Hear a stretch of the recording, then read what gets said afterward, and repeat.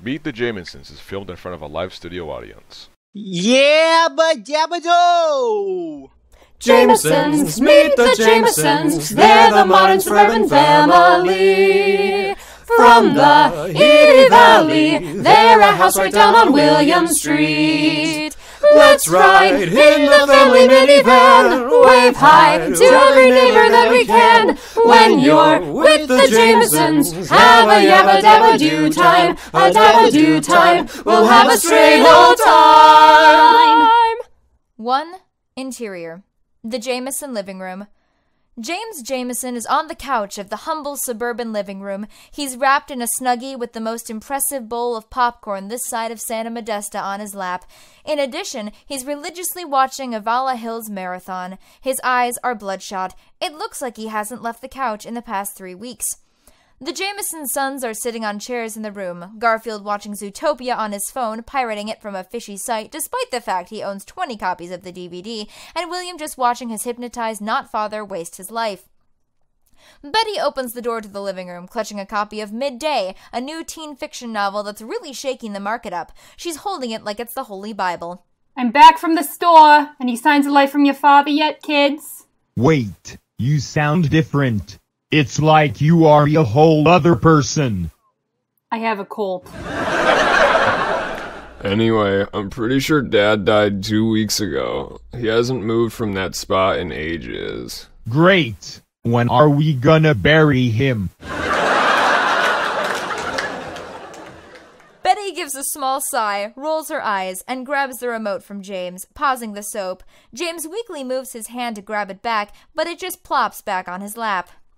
James, you're being a worse influence on our children than usual. You need to get off the damn couch. I haven't been able to clean it in 3 whole weeks. I don't want the smell of your sweat and tears to permanently stain it. I don't wanna... That's it. I'm taking you to my book club. You need to do something with your life other than watch television. You're racking up our electricity bill. Look, honey, I'm not leaving this godforsaken couch until I find out how Lenny Markson discovered Atlanta, Georgia. This is an important part of the Atlanta arc, Betty. The Atlanta arc. You wouldn't understand it, but I assure you, the Atlanta arc is the best darn thing to happen in this show. So much character development, so much backstory. I actually feel like I understand the characters. I feel like I've been enlightened, like I've been... Betty slaps her husband on the cheek to get him to snap out of his rant. He gives her a betrayed look, rubbing his face in pain. Son of a... Ow! You're going to my book club whether you like it or not. I'm not going to let you waste your life in front of our children. Waste it in front of people you barely know instead. Look, hon, if I don't watch this to the end, I'm not going to understand a single thing that happens for the rest of the series. And no, I'm not going to watch a rerun. It won't feel as special then. You go to your book club on your own, because until this arc is over, I ain't leaving this darn couch. I didn't want to have to do this, James. Actually, I kinda do, but you're giving me no choice. Betty proceeds to grab her husband by the ear and drags his frail, weak body, made such by weeks of television, off the couch and to the door. Dinner's in the fridge, kids. Love you. To the minivan. After a minute, Jenny Jameson pokes her head down the stairs. Is she gone yet? I guess so. And she took that man who is not my father with her. Yay. You know what this means, right?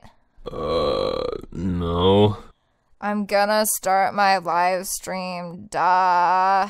You mean that creepy, that material stuff? ASMR is not fapping stuff. It's an art form. How many of those have you done anyway? This is the 100th. I've got something a little special planned. Oh no. 2 Interior, the Montgomery residence, evening. James and Betty stand on the threshold of the Montgomery residence. Inside, there's a clear shot of the living room where 3 women and 2 men are sitting and drinking glasses of wine, because what book club meeting would be complete without wine? Hi, girls. They all wave. I had to drag this one along with me tonight. He wouldn't get off the couch if his life depended on it. James, this is Miranda. Miranda Montgomery sits like a queen on her throne, presiding over the others. She is the supreme ruler of the block. Her children are all honor students and somehow manage to simultaneously play sports and instruments and are all working to become doctors. He seems weak. That would be the 3 weeks on the couch. And here's Julia. Directly to her right is Julia Jenkins, the thinnest woman on William Street. It is said that she subsists on merely half a piece of seaweed a day. She is a goddess. On the contrary, I like them stringy. Right. And this is Bev. Beverly Hills is currently blowing her nose into a handkerchief and coughing. It seems like she's hacking up blood. Excuse me, miss. I think there's... Oh, no, that's fine. It happens all the time. And you know Mark Walker and Carl Wiseman, of course. They're the two nice boys at the end of the street, remember? Carl Wiseman and Mark Walker are two halves of a whole, always finishing each other's sentences and laughing at each other's jokes, even if they aren't really that funny. It's completely insufferable. Clearly, they're dating, but to the suburban eyes of William Street, they are just two very close roommates. What a story, Mark. Oh, hi, James. Hello, James. It's crazy, that we live on the same street and never really talk, It's crazy. Miranda now clears her throat in a very distinctive way, and James and Betty find themselves immediately taking their seats. Except just as James is sitting down, Julia gasps dramatically, No, you can't sit there. That's her seat. Oh. But just as Julia is about to reply, Miranda starts the meeting. All right, everyone. Did you all bring your copies of Midday? They all nod, giggling slightly. I think my favorite part was when she almost starved herself from him. Oh, so romantic. Yes, and she almost made herself sick with grief. James turns to Betty. What the hell is this book? From his other side, Bev leans over. Her breath is positively foul. It's Midday. This book about this girl who falls... excuse me, in love with this very sexy... Miranda stares Bev down. She quiets immediately. Now I have some questions written up here, and we're going to go around in a nice, orderly fashion and answer them. James leans back over to Bev. She runs a tight ship, huh? Bev nods intensely. James, shh, this is important. James turns his attention back to the talk, but Bev narrows her eyes. She wants to keep talking to James. She stands. I have to go to the little girl's room. Miranda frowns. 5 minutes. While Betty has her head turned, Bev coughs into her hand and dips a manicured finger into Betty's wine. No one seems to notice. Bev proceeds to the bathroom, and Betty takes a sip of wine. For a moment, the book club continues as usual, but then Betty frowns. Her stomach rumbles. Are you all right? Do you need to vomit? I can help with that. No, Oh, God. She stands, a hand over her mouth, and runs out the door to the minivan. I have to go! Have fun! Oh, she took my minivan. 3 interior, the Jameson living room. Garfield and William are sitting in the living room. William has turned the TV to golf. Look, bro. Officer Junie Klobbs is the best waifu in anything in the world, and you can't say I'm wrong. I mean, just look at those ears. I think you need serious help. Look, I'm not the only one who wants to do a rabbit, am I? Think about all the Zootopia fan art out there. You disgust me. Betty Jameson stumbles through the door, still about to hurl, and practically runs up the stairs, only pausing to grab a whole 12-pack of 7-Up to chug with blind hope that it will actually help her migraine. Garfield and William shrug and turn back to the TV. 4 interior, the Jamesons upstairs. Jenny peeks out of her room as her mother runs past. Oh my god, could you, be quiet for 5 minutes? I'm just about to start my stream. Betty is barfing. She goes back into her room and slams the door. 5 interior, the Jamesons' living room. James Jameson arrives home a few minutes later, exhausted from his walk home. Hiya, family. I'm home. There's no response, as per usual. 6 interior, Jenny's bedroom. He goes upstairs to check on his kids, starting with Jenny, who's sitting on her bed, pouting. James sits next to her, like dads often awkwardly do. Subconsciously, he knows someone needs to learn a lesson by the end of the episode, and it sure as hell isn't going to be him. Hiya, sport. Wait, no. That's for boys. Hiya, princess. Hi, Dad. What's going on? You seem kinda down. Ugh, I can't start my stream because Mom decided it was a good time to barf as loud as she can. Aw, that's not her fault. Teen fiction does that to people. Kiddo, I gotta ask. You know those people on the internet aren't really real, right? I mean, since when has anyone ever met friends or anyone even remotely important online? Jenny tries to interrupt, but James continues anyway. I just want to give you a little talk about internet safety. Never trust anyone online, even if they have a very nice voice. Your Uncle Vincent learned that the hard way.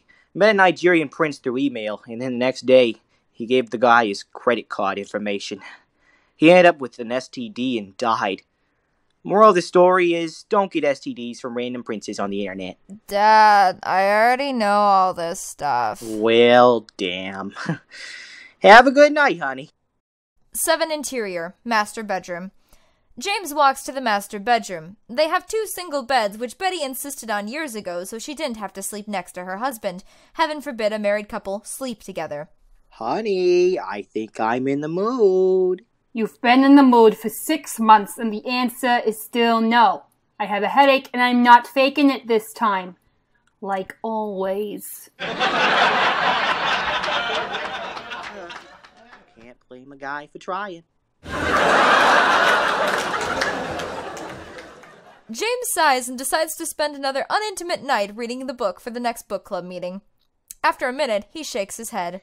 Man, this has to be the worst book I've ever read. And yet, you're still reading it. James shrugs, enraptured. Fade out. Hey, folks! Viewer mail time again! Some of our listeners have some questions for the characters of the show, so here it goes! Purple Unicorn Sheep asks, Bob, why do you sound like the foot lettuce guy? I have no idea what you're talking about. That's great, Bob!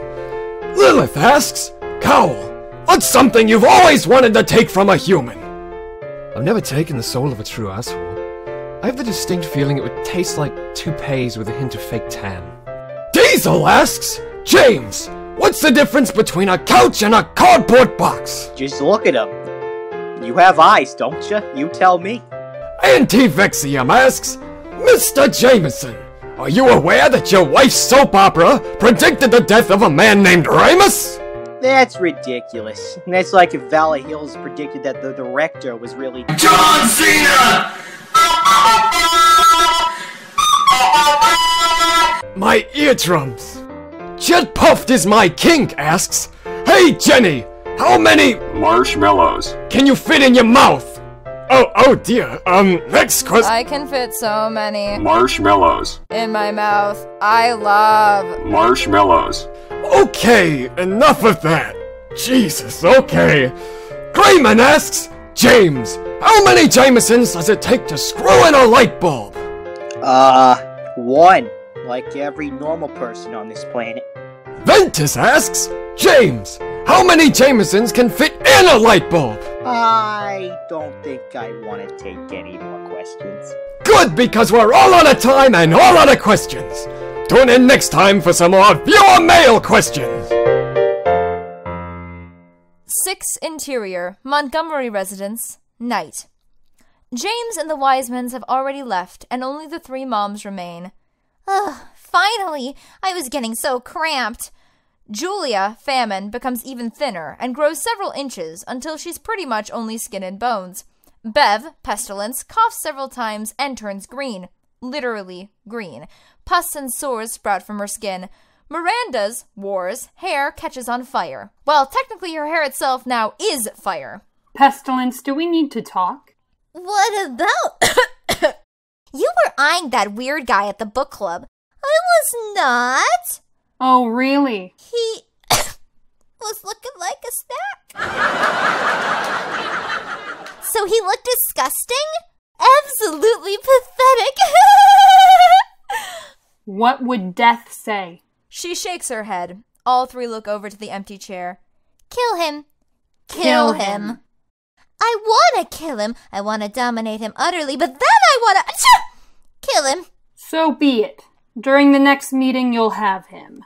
As the scene crossfades, Pestilence mutters to herself, How will I kill him? Oh, maybe I'll give him the Black Plague, all those mumps and bumps, or maybe tuberculosis, go for a slow death, or maybe... 7 Interior, Jenny's ASMR. Hello, and welcome back to the stream. Today, in celebration of 100 ASMR streams,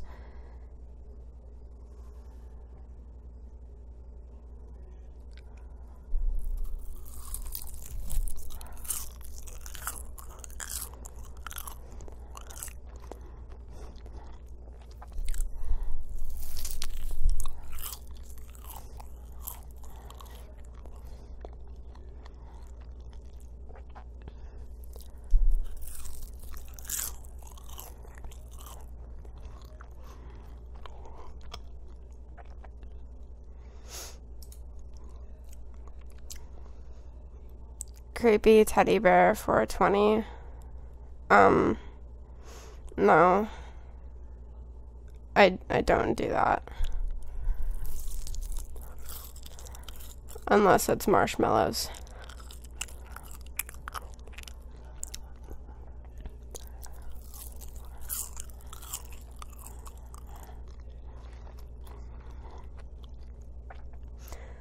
I watched Jenny sleep. Please don't.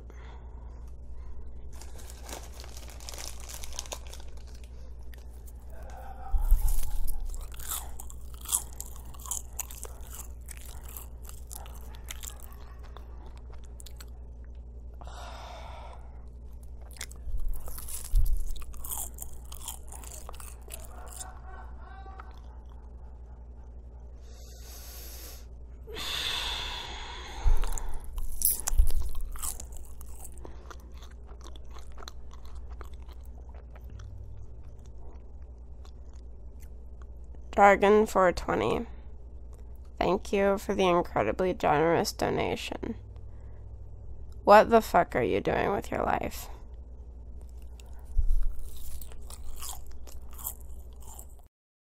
Eight Interior, Montgomery residence. It's a week later, and James is showing up, alone, at the book club, whistling to himself. There are fewer minivans in front of the house than last time, just a green one, and, of course, the lovely James mobile. He opens the door, only to reveal Pestilence in a slinky green dress. It is the ugliest color that James has ever seen, and James can distinctly remember seeing, like, 20 colors in his lifetime. I'm, here for the book club. Where is everybody? The moms are otherwise engaged. Kids have, you know? So I guess that means it's just you and me. She wiggles her eyebrows, still coughing. Well, I suppose that ain't a problem. Wait, do you even live here? That doesn't matter. Does it matter? No, I don't think it does. I guess we should just get started. Hold on a moment. I feel the need to put on some music. It just really helps me focus. You know, on the book, of course.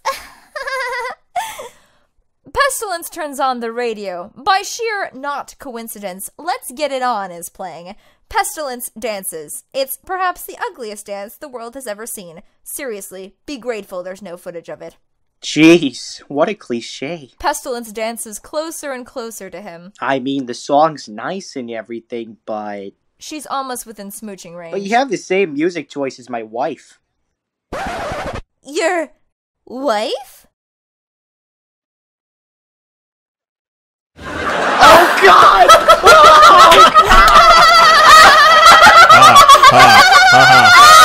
Oh, Laugh sound.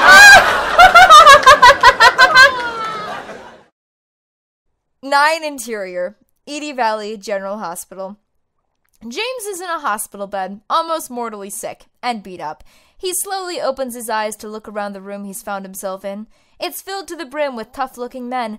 He looks to the side to see his next bed neighbor, who holds up a sign to him. It says, "Don't make a noise when you're hospitalized." What in the cheese and crackers does that mean? Suddenly, everyone in the room wakes up. The scene cuts to the neighboring room as James's screams slowly grow muffled. Mark Walker and Carl Wiseman are in their beds. Apparently they, too, have been hit by pestilence. It's crazy, you know, I haven't had soup like this in 3 years. And now, I'm eating it here. It's crazy. Is it chicken? Cheep, cheep, cheep, cheep, cheep, cheep, cheep. Jamesons, meet the Jamesons. They're the modern suburban family. From the Edie Valley, they're a house right down on William Street. Someday, maybe James will win the fight. Then the Prescotts will move out overnight. When you're with the Jamesons, have a yabba dabba do time, a dabba do time. We'll have a straight